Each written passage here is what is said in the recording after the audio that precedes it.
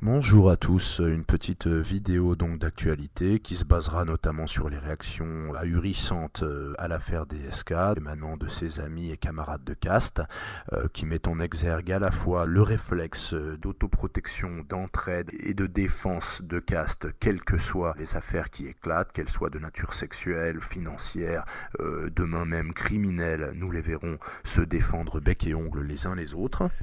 Dans le même temps, ce festival de déclarations débiles nous montre aussi bien les limites intellectuelles des plouto-intellectuels et des Pluto-philosophes qui, ouvrant leur imperméable, exhibent ce qui leur sert de raisonnement.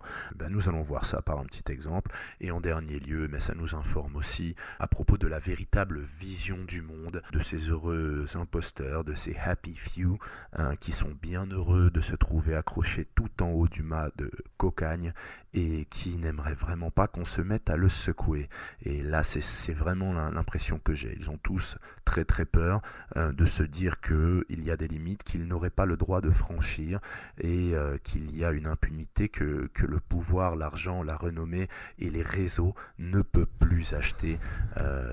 Eh bien, voilà. Ils sentent bien que ça va chauffer, que bientôt, il va falloir trouver quelque chose à faire pour éviter de se prendre ce qu'ils méritent, euh, d'être traités à la hauteur de ce qu'ils apportent à la société, tous autant qu'ils sont. Voilà, on comprend qu'ils se défendent. En tout cas, on va commencer tout de suite, on va ouvrir une petite parenthèse pour présenter notre premier intervenant. Des fois, je me demande pourquoi je me casse les nerfs à écouter Bernard-Henri Lévy parler, mais je me dis c'est une fascination malsaine, un peu. Vous savez, c'est comme imaginer un aveugle qui avance lentement jusqu'à une plaque de verglas ou à une peau de banane. Vous savez très bien qu'il va tomber et vous êtes méchant et vous le regardez. En fait, l'écouter disserter, discourir, on sait pertinemment qu'il va vers la peau de banane sur laquelle il va se casser le coccyx. Si on regarde ça au ralenti, c'est à la fois pathétique et spectaculaire. Vous voyez, quelque part, c'est un funambule en équilibre sur le fil de sa bêtise, tendu à la vertigineuse hauteur de sa prétention et surplombant le gouffre de sa pensée. Voilà. Donc, sommité intellectuelle incontestable car incontestée, parce que dès lors qu'on se penche un peu sur les déclarations, eh bien on est véritablement surpris. Accrochez-vous à quelque chose qui flotte parce que vous allez être submergé. C'est un tsunami, c'est incroyable, démentiel. Il va en fait là, en une seule phrase, par la seule force de sa prétention, se ridiculiser, se décrédibiliser à jamais. Quand on dit racaille, racaille ça a un sens. Si on enlève le aïe de racaille, il reste le race de race. Les mots ont une signification. Les mots ne sont pas des flatus, des mouvements de lèvres. Alors là, j'espère que vous avez apprécié cette déclaration à sa juste valeur. Écoutez bien, alors bon, pourtant, à mon avis, il défend là une thèse qui me convient, puisqu'il doit reprocher à quelqu'un de parler des jeunes de banlieue en les traitant de racailles. Et alors, écoutez bien le philosophe. Là, il nous dit: écoutez, les mots ont un sens, ce n'est pas une flatulence vocale. Donc c'est amusant, c'est véritablement le mot que j'avais à l'esprit en vous écoutant. Flatulence intellectuelle, c'est très parlant. Écoutez bien, si on enlève aïe à racaille, il reste race. Donc, voilà la démonstration. Alors je vais vous dire autre chose tout de suite. Savez-vous, monsieur le linguiste, monsieur l'étymologiste, que le canal de Panama appartient à la France, même à l'heure actuelle. Vous savez pourquoi? Parce que si on enlève le A à Panama, ça fait Paname. Paname, ça veut dire Paris. Donc vraiment, on peut multiplier les exemples. Savez-vous peut-être que les dauphins sont souvent d'extrême droite, parce que vous savez que la racine de dauphin, c'est dolph, dolphine, et c'est Adolphe, quoi. Non, allez. Est-ce qu'on peut avoir des raisonnements comme ça? Écoutez, vous avez dit une chose de vrai, une fois n'étant pas coutume. Les mots ne sont pas des flatulences, c'est pas juste un mouvement des lèvres. Nous dites-vous, comme pour nous l'apprendre, eh bien, que n'appliquez-vous pas? à vos propos cette ligne de conduite en essayant tout d'abord de connaître le sens des mots que vous prononcez et ici d'être conscient que le terme racaille n'a absolument rien à voir avec le terme race. Tout un chacun peut faire une recherche dans un dictionnaire ou sur internet à ce sujet, mais tout un chacun, ne l'ayant pas encore fait et n'en ayant pas idée, n'aurait pas improvisé en freestyle total une acrobatique définition erronée de ce terme. Mais avec aplomb, M. Bernard-Henri Lévy nous raconte tout cela. Donc, monsieur a bien défendu son ami DSK, nous le verrons plus tard, mais juste avant cela, nous allons le montrer. Donc, qui, peut-être pour des raisons de promotion d'un nouvel ouvrage, s'est compromis donc en tant que témoin de moralité d'une personne qu'il avoue ne pas connaître à propos d'un meurtre auquel il n'a pas assisté, mais à propos duquel il tient ici à exposer ses conclusions quant au racisme indiscutable qui est le motif, selon lui, de cet acte. Écoutons ça. Il est rare qu'un raciste dise « j'ai commis un acte par racisme ». Les grands criminels racistes de l'histoire du XXe siècle ont toujours dit « nous ne sommes pas racistes ». C'est une règle rhétorique absolue. Voilà, alors donc il intervient en tant que personne qui n'a rien à faire là et on a donc beaucoup de chance car on a l'honneur d'assister à un petit cours d'histoire de M. Bernard-Henri Lévy qui nous apprend que tous les criminels de l'histoire du XXe siècle, donc c'est pas si loin que ça mais il réussit quand même à dire un peu n'importe quoi dans la mesure où, d'après lui, les crimes nazis donc ont été faits par un Adolf Hitler qui, à côté de cela, se défendait de tout racisme et n'avait jamais tenu de propos clairs quant à la supériorité de la race aryenne. Donc Bernard-Henri Lévy en étymologie nul, en histoire nul et donc en cohérence de propos nul. Vous allez voir ça, écoutez bien, l'avocat donc de l'accusé le remet à sa place en lui rappelant des principes essentiels qui fondent notre conception de la justice en France. Quand vous écrivez cet article, qui est une condamnation médiatique de Jean-Marie Garcia, c'est comme cela que je le perçois. Jean-Marie Garcia a un avocat, il a le droit de se défendre. Vous ne lui avez pas donné la parole. Eh bien, vous l'avez prise depuis et c'est la moindre des choses. C'est à l'honneur des institutions judiciaires d'une démocratie. C'est à l'honneur. Et la présomption d'innocence, qu'en faites-vous? Et la présomption d'innocence, qu'en faites-vous? Qu'en faites-vous? Quand le mort est bien mort, lorsque sa famille pleure, lorsque son quartier pleure, lorsqu'on connaît le coupable, lorsqu'il a reconnu les faits, c'est vrai que la présomption d'innocence, j'ai un peu tendance peut-être à en négliger les principes, oui. Mais je ne suis pas président d'une cour d'assises. D'accord, donc effectivement, il y a plein de choses que vous n'êtes pas. Vous n'êtes pas président d'une cour d'assises, vous n'êtes pas juriste, vous n'êtes pas un témoin de la scène, vous n'êtes pas un ami ou un proche de la victime ou du présumé coupable. Et vous avez raison de poser la question. Au juste, vous êtes qui, monsieur? Il y a plein de choses que vous n'êtes pas et ici, en cette situation précise, vous n'êtes rien. Et vous n'aviez strictement rien à faire ici à part vous ridiculiser en nous parlant de tout et de n'importe quoi et en convoquant encore une fois Hitler, Pol Pot, Staline et un tas de choses très graves dont a priori vous n'avez pas conscience puisque à tort et à travers pour défendre n'importe quoi, pour accuser n'importe qui, vous convoquez tout ça. Voilà, toutes ces horreurs de l'histoire ne sont que des petites arguties pour alimenter vos moulinets intellectuels. Mais retenons surtout ce que vous avez dit à propos de la présomption d'innocence que vous passez par-dessus la jambe textuellement quand le mort est bien mort, quand il a fait des aveux, le coupable est bien la présomption d'innocence, on peut facilement la rouler en tube et se l'insérer où on veut. C'est vrai que la présomption d'innocence, j'ai un peu tendance peut-être à en négliger les principes, oui.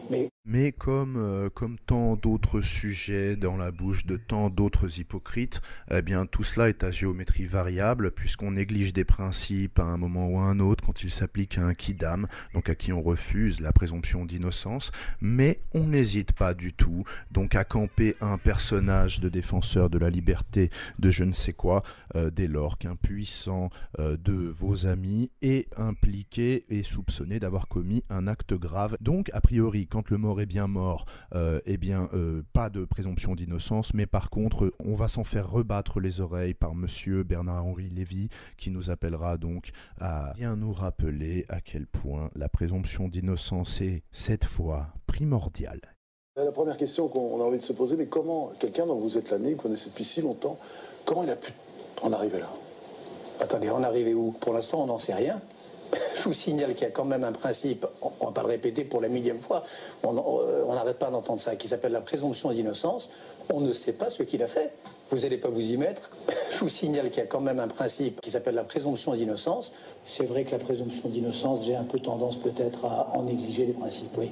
Oui, mais rien du tout. À partir du moment où vous avez dit que vous passiez par-dessus la jambe cette présomption d'innocence quand ça vous arrangeait, quand vous ne connaissiez ni la personne, ni la situation et rien de rien, comme à tant d'autres sujets, eh bien, monsieur, vous n'invoquez pas le contraire quand il s'agit de défendre l'un de vos amis puissants. La façon dont certains se sont érigés en tribunal populaire permanent, faisant les justiciers du dimanche dans certaines émissions, et avec quelque chose d'odieux, on n'a pas le droit de faire ça. Vous avez vu ça? Là, c'est du fumisme ou de la fumigation. Il nous parle de quoi? De ces petits messieurs qui s'érigent en tribunal populaire, en café du commerce, et qui s'invitent au nom de on ne sait quoi sur les plateaux télé. Mais où est-ce qu'il s'est invité, lui, dans la petite vidéo qu'on a vue? Au tribunal, là où est rendue la justice. Monsieur, avec tout le poids de son érudition supposée et admise par tous, parce que c'est obligatoire de ne pas le remettre en cause, avec sa mèche, avec sa chemise ouverte, il était fondé à venir intervenir en tant que non-témoin, non-ami, non-proche sur la destinée d'un homme qui allait aller en prison soit pour des années et des années parce qu'il était un criminel, soit pour encore plus parce qu'il était, selon BHL, un criminel raciste. Donc c'est intéressant. Ces petits messieurs, nous aussi, on en a ras-le-bol de les voir, et vous en faites partie, monsieur, et on écoute la suite, parce que ça confine à la prestidigitation ce niveau de fumisme. Quand quelqu'un est dans la situation où est Strauss-Kahn, on verra. Moi, je pense que dans cette affaire, il y a une victime. C'est cette dame. Si elle a été violée, c'est horrible. Et le viol est un crime inexplicable. Mais il y en a peut-être donc une deuxième qui serait DSK, qui serait accusée à tort et traitée comme un chien. Mais non, monsieur, il ne peut pas y en avoir de deuxième. Il n'y en a pas une deuxième. Il y en a une ou il y a l'autre. C'est-à-dire que DSK n'est une victime que si la plaignante est une menteuse. Si la plaignante a été violée, elle est victime. Et DSK n'est victime de rien. Il est dans ces cas-là coupable. Et dans le cas où il serait innocent, il n'est alors pas coupable, mais la plaignante n'est pas victime et il n'y a toujours qu'une seule victime. Il est inexplicable que rien dans votre esprit ne vous arrête en plein milieu de votre phrase quand vous développez des propos aussi peu construits intellectuellement. Il y a un tant soit peu d'exigence dans la réflexion qu'on pourrait attendre de vous si vous entendez encore continuer à nous parler de la vie, de la philosophie et d'un tas de choses. Allez. Mais moi j'aurais voulu qu'on oublie Strauss-Kahn un peu plus, c'est-à-dire qu'on ne présente pas ces images de marche, de montée au supplice, parce que c'est un supplice médiatique, donc un supplice quand même. Comme Robert Badinter l'a dit, c'est une espèce de mise à mort. Oui, comme il l'a dit, c'est une espèce de mise à mort. Nous parlons quand même d'une espèce de mise à mort donc, de Dominique Strauss-Kahn dans un pays où le président juste avant celui-ci était appelé Nigger Killer au Texas en tant que gouverneur. Tant la chaise électrique fonctionne là-bas, ou l'injection létale, etc.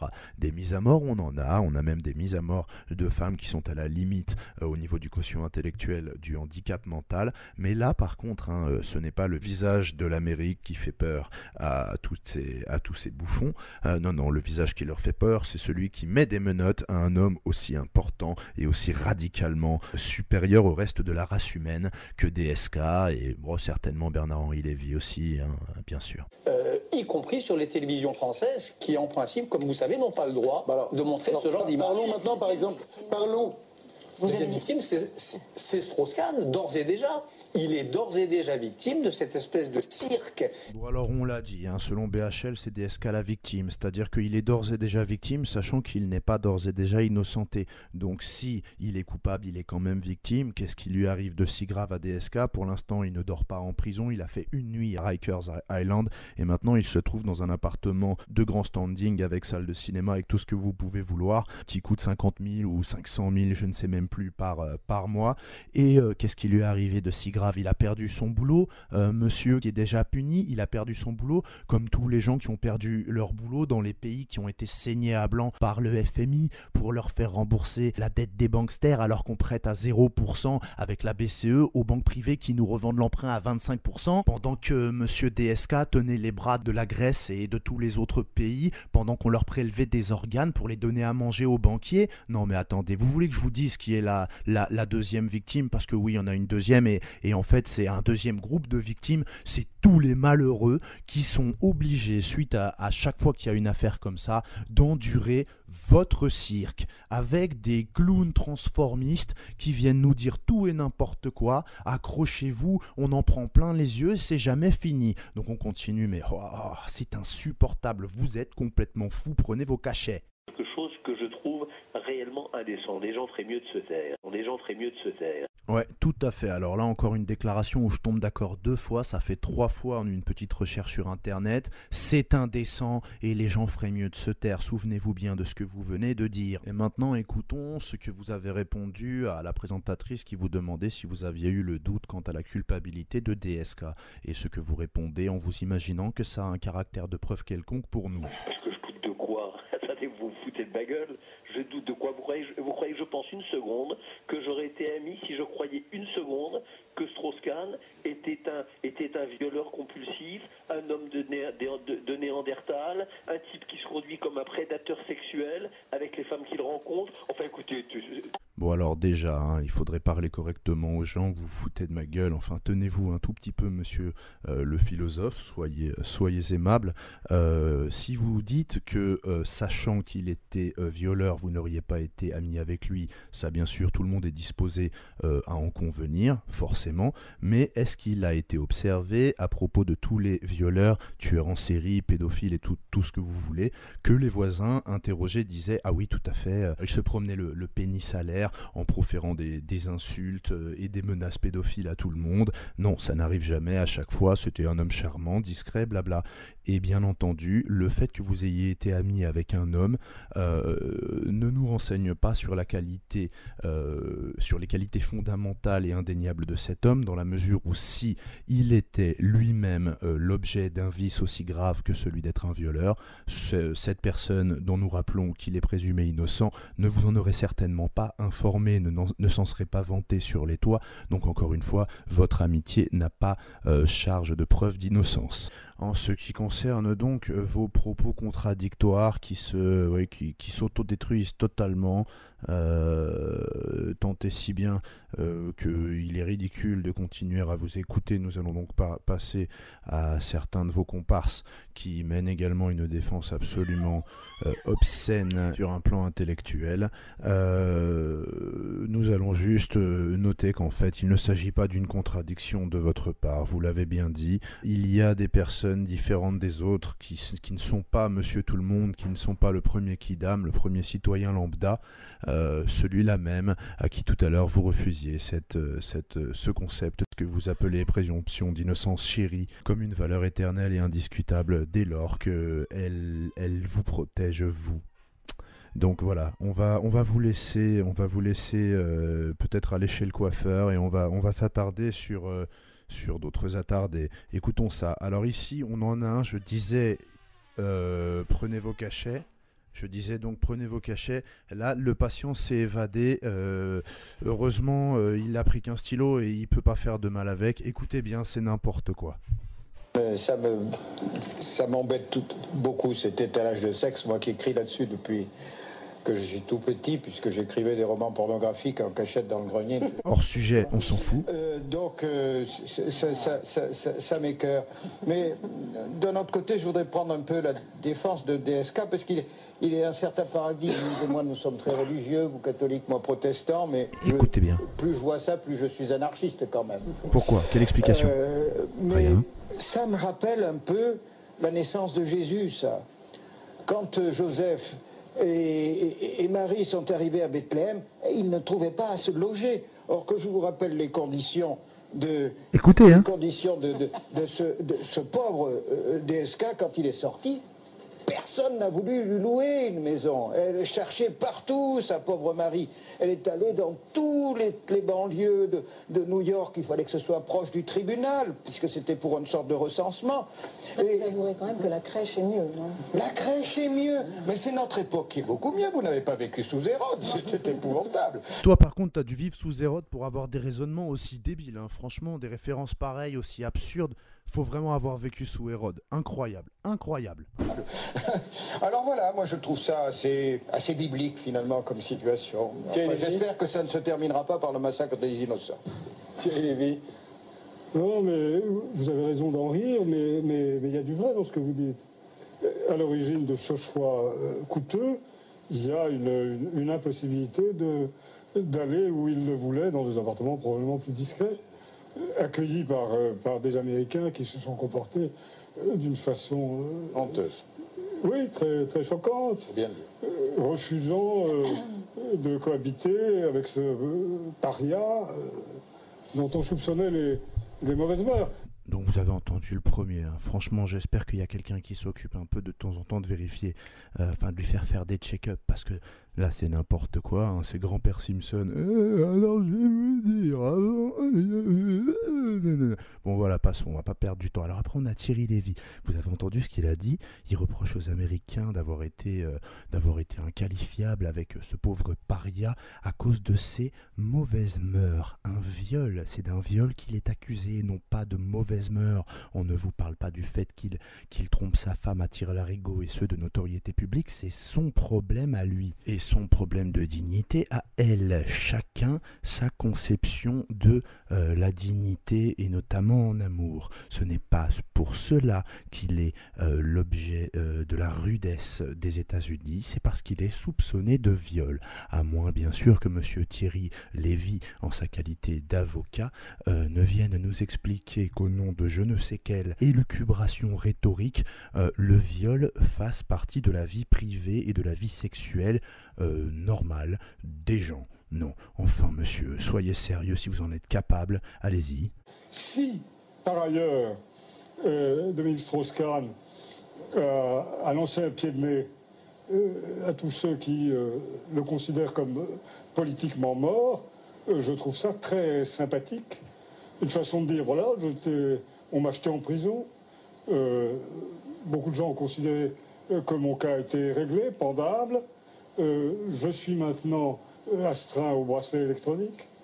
Je suis surveillé par des gardes que je paie, qu'on m'oblige à payer. Eh bien, je retrouve le sourire. Je suis dans une maison que tout le monde m'envie. C'est une attitude extrêmement saine et que je trouve, d'une certaine manière, estimable. Alors voilà Monsieur Lévy, hein, qui est véritablement un phénomène. C'est hallucinant. Écoutez bien, il est en train de dire que Monsieur Strauss-Kahn a une attitude très saine, vraiment très saine, en tout cas selon les valeurs de Monsieur Lévy, qui consiste à faire un pied de nez à tout le monde en fait, mais en fait quand il fait un pied de nez avec sa maison si chère qu'il a les moyens de se payer, est-ce qu'il fait un pied de nez, je ne sais pas, aux puissants qui, peut-être selon lui, ont comploté pour abattre le puissant Strauss-Kahn? À qui fait-il un pied de nez? Parce que la majeure partie des gens qui sont à son niveau, et des juges, je suppose que le juge ne vit pas non plus dans une poubelle.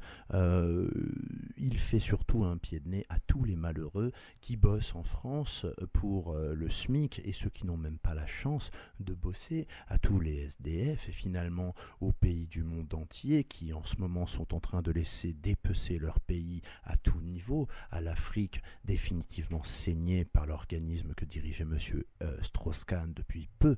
Donc effectivement, faire un pied de nez en étalant tout son argent poisseux, crasse et vulgaire sur la tronche de tous les faméliques affamés par le FMI pendant des années, eh bien, si tout cela est sain, monsieur Lévy, il apparaît évident que vous êtes un sinistre personnage de très médiocre compagnie, et encore une fois, la matérialiste méchanceté de ce que vous venez de dire devrait suffire à faire de vous une personne que l'on n'invite pas dans des débats d'idées, parce que définitivement, monsieur, vous êtes un nervier, vous êtes une brute. On va écouter ce que vous dites par la suite, car, mes amis, accrochez-vous, il va dire quelque chose de pire, écoutez bien. C'est une attitude extrêmement saine et que je trouve, d'une certaine manière, estimable. Maître, Vous noterez qu'elle l'appelle maître quand même. Et il savait qu'il était fragile sur ces questions sexuelles, les questions d'argent, et aussi, il l'a dit, parce qu'il est juif. Il avait donc toutes les raisons de se méfier d'une aventure pareille. Il ne s'en est pas méfié. Donc, il y a une alternative, ou il est fou, ou il est innocent. Il n'y a pas d'indication qu'il soit fou, donc il est innocent. Et s'il est fou, je dirais que c'est encore plus beau. Je dirais que c'est encore plus beau. Je dirais que c'est encore plus beau. Alors là, mesdames et messieurs, est-ce que on n'est pas dans l'indépassable, là où tous nous ont plus ou moins dit à demi-mot qu'il était carrément évident que la plaignante était une menteuse et que DSK ne pouvait pas avoir fait ça, car finalement appartenant à cette race supérieure, des gens intégralement honnêtes, magnifiques et richissimes, qui ne peuvent être qu'innocents car ils sont les amis des uns des autres, et de toute façon ils le jurent la main sur le cœur, ils sont tous des gens absolument délicieux, eh bien là, monsieur Lévy, lui, n'a peur de rien. Vous allez le voir encore sur certains extraits derrière. Il nous dit que dans le cas où DSK est un fou qui a effectivement violé donc cette femme de ménage, eh bien, quand bien même, ce serait encore plus beau. Alors, vous rendez-vous compte que monsieur Lévy ne prend même plus la posture ridicule de celui qui défend la présomption d'innocence. Non, ce monsieur nous explique qu'il se solidarise totalement d'un présumé, enfin d'un accusé, dans le cas même où il se serait rendu effectivement coupable d'un acte d'une brutalité extrême qui est un viol, qui est quelque chose qui relève de la destruction de l'âme, de l'esprit d'une personne. Peut-être ces notions n'éveillent que peu d'émoi dans le cœur sec que ce monsieur semble cacher dans le coffre-fort de sa cage thoracique. Cette petite pierre froide et plate, peut-être qu'elle ne vibre pas quand on lui parle des séquelles infinies, de la souffrance de ces femmes violées. Non, monsieur trouve que c'est beau. C'est bien ça que vous dites ? Alors voyons aussi comment vous allez parler par exemple à Dieudonné, avec qui vous n'êtes pas d'accord et à qui vous reprochez d'être antisémite, quelque chose de grave. Et on va mettre ça en parallèle, l'intolérance. Là, vous lui promettez le bâton. Je suis un artiste français. Je me suis fait agresser par 4 bonhommes porteurs de passeports israéliens. Ils ont été emprisonnés pendant... J'ai quand même le droit de dire que je suis quand même victime aussi à un moment donné. Aujourd'hui, je suis là, et je vous le dis, dans une vraie dynamique de paix. Vous n'êtes plus du tout un humoriste. Vous êtes l'agent d'une cause politique. Mais ne vous réfugiez pas derrière une liberté d'expression qu'au fond vous ne respectez. Je trouve le procédé assez malhonnête, je vous le dis. Vous employez des mots que vous allez regretter dans un instant, mais vous vouliez la paix, on peut en sortir très facilement. Vous savez, il y a une série, il y a l'injure, et après l'injure, il y a la loi, et après la loi, il y a les coups. Et vous le savez, il y a les coups. Alors, ce qui est intéressant, c'est de se poser la question. Pourquoi monsieur Thierry Lévy parle-t-il de la sorte à toutes les personnes avec qui il n'est pas d'accord ? Il a ici clairement exprimé sa conception de la justice qui est la suivante. Pour une provocation, on donne des coups et on ose le dire sur le service public. Pour trancher un débat, on explique que l'on va frapper. Ce petit monsieur nous regarde avec sa tête d'escogriffe de croque-mitaine épouvantable et vient en plus de cela expliquer à ses interlocuteurs qu'ils s'écoutent parler. Ici, là, face à Jean-Luc Mélenchon. Vous avez ce caractère des orateurs, vous adorez vous écouter parler. Oui, vous avez une passion. Vous êtes avocat, vous n'aimez pas vous entendre parler. Qu'est-ce que vous en savez? Non mais parce que je vous écoute là depuis un moment, vous voyez, je suis très silencieux, je vous observe et je me rends compte que vous prenez un pli. Pour ceux que ça intéresse, Jean-Luc Mélenchon se laisse pas faire. Donc ici, on ne sait pas pourquoi une animosité puissante vous pousse à lui dire qu'il s'écoute parler. Eh bien écoutez, prenez-en peut-être de la graine et écoutez-vous parler, ça vous évitera de vous compromettre dans des déclarations qui laissent perplexes et qui véritablement donnent envie de vomir quand on essaye d'imaginer ce qu'elles impliquent. Mais il y a plus de 20 ans que le tourisme sexuel est réprimé très sévèrement, très durement, impitoyablement. Mais moi, je ne suis pas un juge. Vous nous parlez il faut comprendre quelque chose, il ne faut pas le juger. Vous nous parlez de la beauté du monde et de la beauté du sexe. Mais concrètement, en acte, que faites-vous? Que faites-vous sinon brandir sans cesse le bâton de la morale? Mais oui, que faites-vous? Qui donc aujourd'hui oserait parler de la sexualité des enfants? Mais il n'a pas parlé de ça, je n'ai pas entendu. C'était sur les jeunes ou quoi? Non, mais vous êtes... Non, j'ai entendu ça. Il y a une espèce de chape de plomb qui tombe, comme ça, qui tombe de boucles blondes, n'est-ce pas, sur l'ensemble de la société, qui vient interdire tous les comportements un peu différents, un peu anormaux. Mais bien sûr... Il faut en parler, au contraire. Ah bon? Oui, Et comment en parler alors? Sans dire que c'est... En disant quoi? En disant que tous ceux qui sont attirés par les enfants sont des criminels? Non. Qu'il faut mettre en prison ad vitam aeternam? Oh là là là là. Donc nous sommes bien d'accord, Papy Facho, finalement c'est pas juste un nostalgique, un partisan de la loi dure et applicable à tous.